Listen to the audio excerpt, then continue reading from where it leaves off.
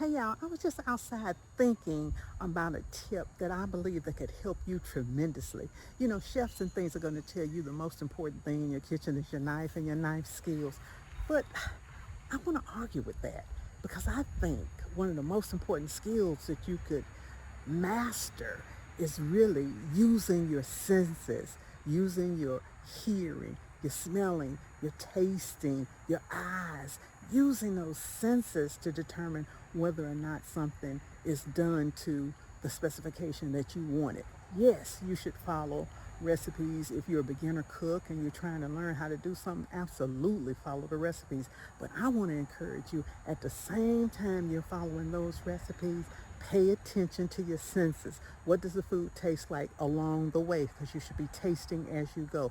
What does the food taste like if it's something you're cooking that you can touch, like a steak? What does the food sound like when it's cooking? What does fried chicken sound like? What does the moisture sound like as it's frying in the hot oil? And when does the moisture level go down? If you practice that while you're following a recipe you just found, you will be a better cook.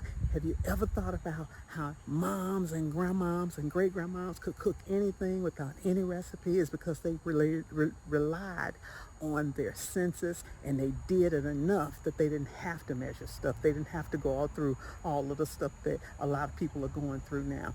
Use your senses, develop that as you are learning to cook, and I promise you, it'll make you a better cook. That's the tip that I got for y'all today. I'm Val Taylor. Y'all go out and make it a great day. Bye now.